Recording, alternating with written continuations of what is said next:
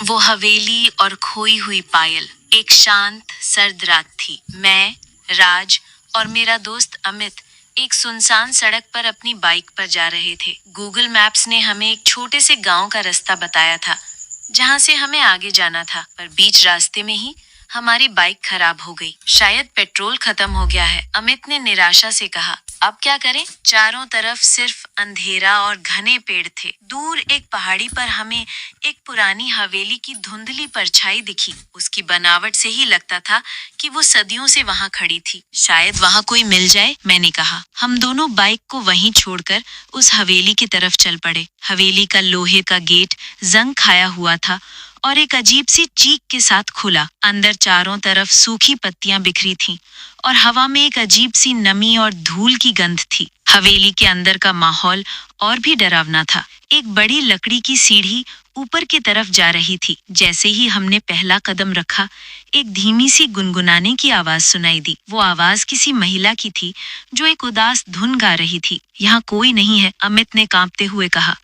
चलो यहाँ से चलते हैं। पर मेरी नजर एक पुरानी तस्वीर पर पड़ी जो दीवार पर लटकी थी। तस्वीर में एक बेहद खूबसूरत महिला थी जिसने अपने पैर में चांदी की पायल पहनी हुई थी। अचानक उसके पैरों से एक पायल गायब थी और उस जगह सिर्फ एक काला धब्बा था। अमित ने मेरी नजर का पीछा किया और तस्वीर को देखकर बोला, लगता है इस हवेली में कुछ तो गड़बड़ है। तभी ऊपर की मंजिल से एक पायल की झंकार सुनाई दी, जैसे कोई धीरे धीरे चल रहा हो। आवाज पास आने लगी। हम डर के मारे एक बड़े सोफे के पीछे छिप गए। धीरे धीरे सीढ़ियों से नीचे एक परछाई उतर रही थी। वो परछाई उसी महिला की थी जो तस्वीर में थी। उसके पैर में एक ही पायल थी और दूसरी पायल की जगह सिर्फ एक काला निशान था। वो महिला हवा में तैरती हुई इधर उधर अपनी पायल ढूंढ रही थी। उसकी आवाज अब और भी साफ थी, मेरी पायल कहाँ है? उसका चेहरा उदास था और आंखें खाली थीं। अचानक उसने हमारी तरफ देखा। उसकी आंखें खाली होने के बावजूद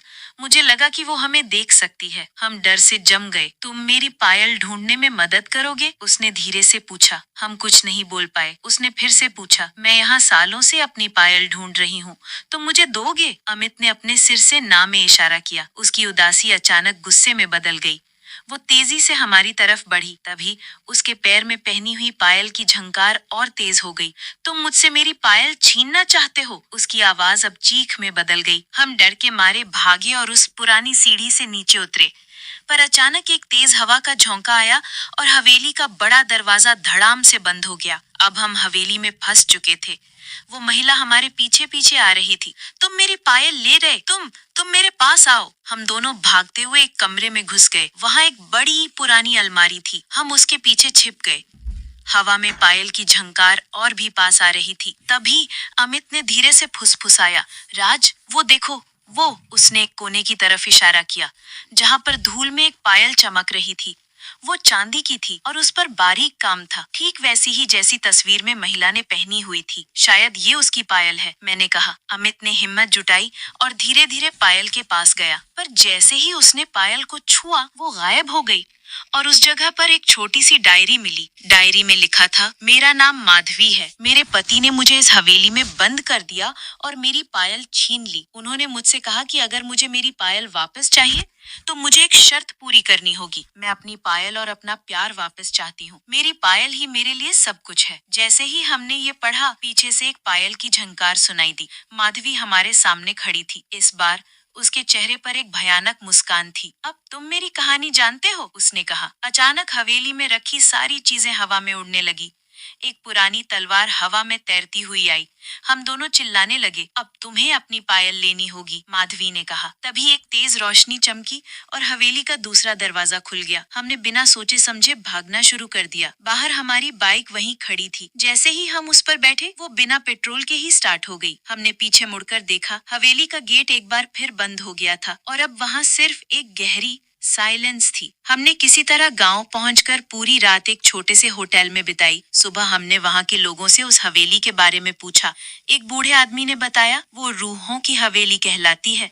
कहते हैं एक लड़की माधवी को उसके पति ने धोखा दिया था। उसने उसकी पायल छीन ली, जो उसकी सबसे प्यारी चीज थी, और जिस कमरे में पायल थी उसी में उसे मौत मिली। उसकी रूह तब तक शांति नहीं पाएगी जब तक कोई उसे उसकी पायल वापस नहीं देता। ये सुनकर हम दोनों की रूह कांप गई। अगर अमित ने वो पायल नहीं उठाई होती तो शायद हम आज जिंदा नहीं होते। उस दिन के बाद से हमने कभी भी गूगल मैप्स के दिखाए हुए सुनसान रास्तों से सफर नहीं किया, और जब भी चांदनी रात में पायल की झंकार सुनाई देती है, हमारी रूह आज भी कांप जाती है।